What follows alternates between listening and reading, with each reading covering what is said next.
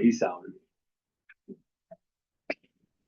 So welcome Assistant City Attorney Brett Jett here for the ordinance to amend Bremerton Municipal Code Section 50. Yeah.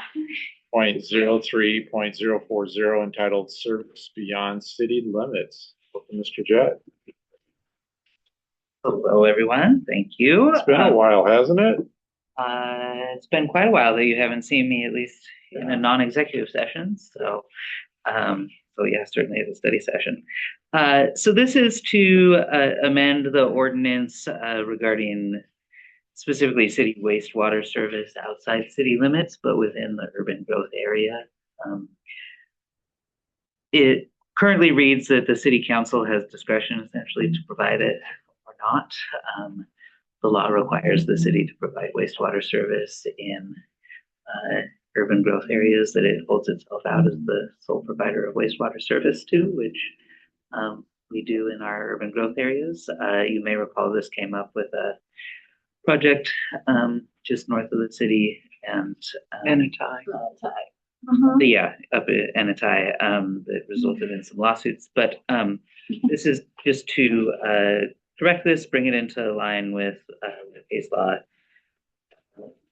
requires, and to also have it now matches the water service provisions. So previously the city would provide water service under different conditions, and it would provide wastewater service. So just matches that, and then makes a small edit to reflect the law regarding wastewater service outside city UGAs, which is very limited by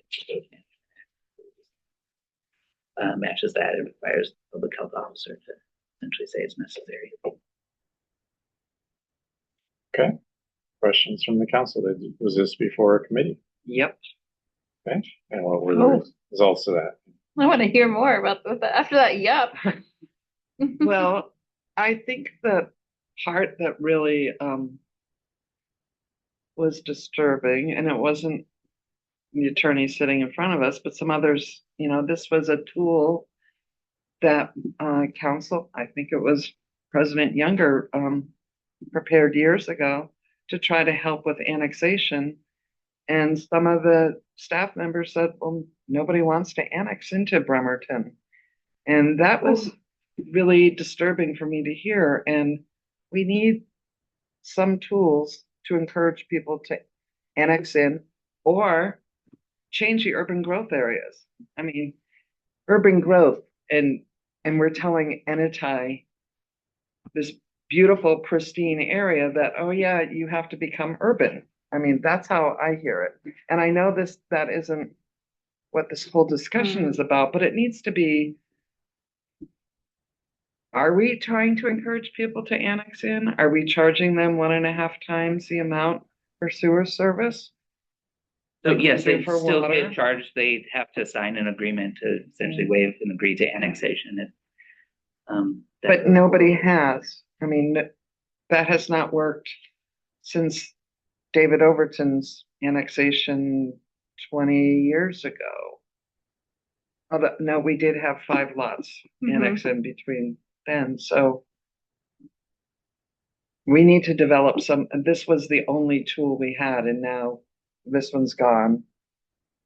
So we need to develop some other tools for annexation. Yeah. I just want to clarify on that then. So what I thought I was hearing was that it's less of a choice of city council. The UGA, the state, which supersedes our laws, says that we have to provide it.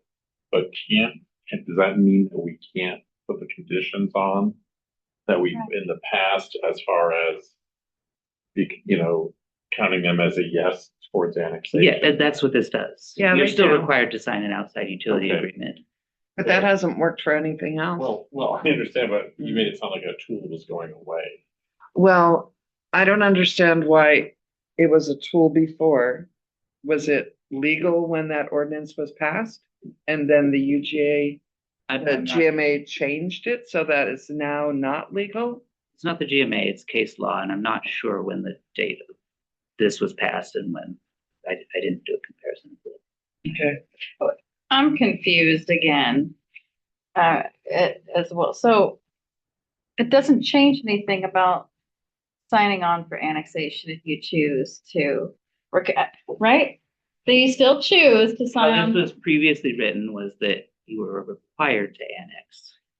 And if annexation was not feasible, then the council could decide to still provide wastewater service. And now with This, this new proposed language, you will be required to sign an outside utility agreement, agreeing to be a yes for annexation. with no council say. But is that the Right. difference? Correct, yes. It's an automatic. Because council, Got it. If it's in a UGA. predetermined UGA. Yep. Which, Who predetermines the UGAs?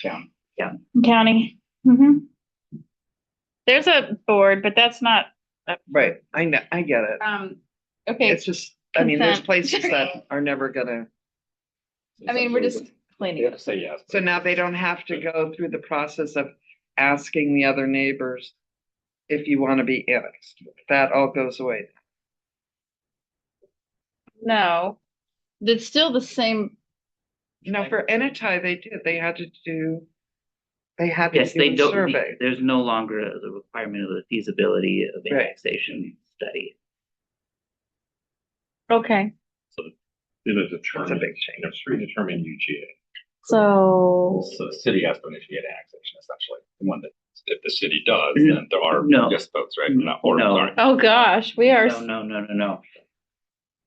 Previously, as it's currently written, the person requesting wastewater service would either have to be annexed, or if it was not feasible for annexation, so they would have to do an annexation feasibility study. Who is they? The developer. The developer requesting wastewater service. Gotcha. This change is no longer the case because no longer required to annex in before receiving wastewater service. So because they're signing that outside utility agreement, we have the yes vote is already existing. Correct. Yeah. So if there's a move to go annex, Yes. then that is already yes vote. Correct. That move to annex though doesn't have to be Sorry, it doesn't initiated have by to the be city. initiated. Yeah. It could be, yeah. Yes, it could still be initiated. Or the community itself. Correct. But you can't have islands. Yeah. So we couldn't go and annex Enitai. I mean, you can't, it has to be adjacent to. Okay, can I go into the Wayback Machine since I'm the Yeah, you're the one who Oh, wrote boy. It was Roger, our former city attorney, and myself, and working with Andrea Spencer, recall. And this had to do with Mayor Wheeler was on council too at the time. I believe it's gone that far back.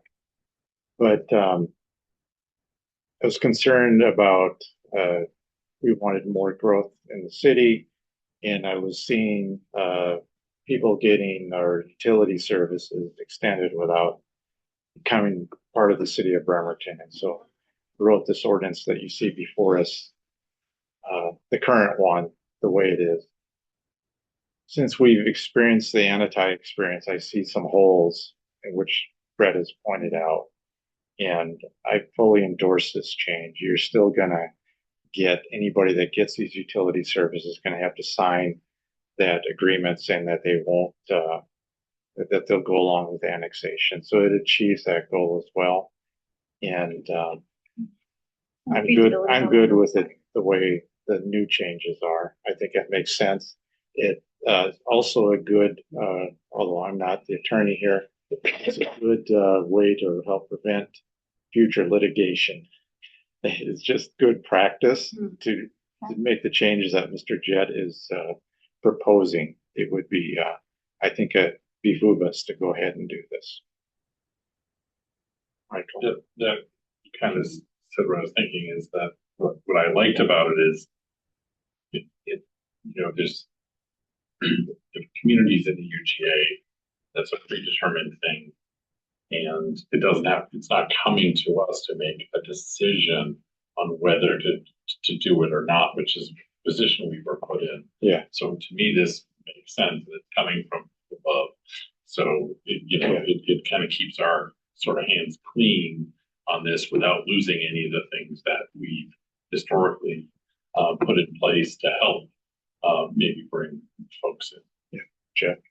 I guess that on to that, would you say that case law supports that under our current code, if someone comes to us with an annexation request, they've done the feasibility study, annexation's not feasible or people aren't willing, that essentially the city's required to grant utility access? I would say if you said no, Mhm. the city would likely be sued and would likely lose. Um, the developer for up in Anatai their attorneys were more than willing to continually make that point to the court, actually, in the litigation, that ultimately, if your decision of yes was overturned, they were simply going to sue because the city had to anyway. So this takes that out of future councils, their perceived option of being able to say no. Correct. And then get the city sued, because, I mean, When in reality, it wasn't really the choice to say. you really don't have the choice. Yeah. So, again, I think this is good housekeeping to do. How do we want to treat this item? I'd be okay with consent. Consent. Housekeeping. I'll ask- would I'm not gonna ask something of the question to make it, but I think consent as long as we're ready to explain. I don't want. Yeah. I think we could answer the question. It was asked. And again, this is, it's beyond our control. I think it's important that you have the information of We're not when making a real case law decision tonight. We change are this. Accepting reality. I am worried that people might think we're trying to slip something in. Mhm. So I still don't fully understand it. I think I do. So I do feel like I need, maybe I should get some more clarification, but I guess I'm worried this is going to be perceived as us trying to slip new policy in that has, I mean, we've been sued. We could be transparent, or we, Well, I think it's important that next week you have the case law. That in 2001, there was case law that you were sued and you lost, and so that's why we're cleaning this up so that we don't get sued. and well, I mean, more importantly, we did come out as winners, and right, I mean, in these lawsuits. So, I mean, we're not. He's saying, yeah, that's because the council at the time said, sure, you can have sued. If you had said, no, you can't have it, then we would have been sued. Right. The developer was ready to sue us Okay. because of case law that I guess happened between when this ordinance was put in place and now. It would be nice to put that in. I have a question I agree. Go ahead, Denise. for Brett. Could you identify simply what, if any, negative or perceived negative impact to those such as the people of Anatai might see with this? I don't like this. I I think perceived negative impact would be, I guess, the perception that an additional process, which was city council voting yay or nay, is being removed. But ultimately, I think as Councilmember Coughlin pointed out, it really wasn't a yay or nay vote. If you voted nay, Right. required. So we don't have the legal authority to make that yay or nay vote. So we need to take it out of. Yeah. Okay. That puts it I'll- very simply and clearly. If that is true, that we do not have the legal authority, then that makes it real simple. And I think in having that on general for education would help. But there's still a lot of, let's say, misunderstanding in the community about that Right. specific vote and about this process. and just a slide or two. And so when was this legislature enacted? Just before I Case got law. on council. Sorry, which. So it's been there. Oh, that, no. When was this ordinance passed in this form? Not the ordinance, not the BMC, but the Whatever triggered the change. Oh, the case law, as I said, I'm not case sure law. on the It's not, exact. it's case law, not RCW. Correct, yeah. Okay. So the courts have ruled that we. I'm don't not have the sure authority the to make date decisions. that case was decided, but I can figure Which that. level court is it at? I believe it's the Court of Appeals. Court of Appeals. So if you could have that information next week, that would be helpful. Sounds Washington like we State want Court of this Appeals? as, Correct. Okay. I think, Yes. we're discussing that. Sounds like we want a general business, Mr. Jet. Okay. Begin the process when we made that vote. Okay, no worries. Okay, before we get to the next Thank item, you. which is me,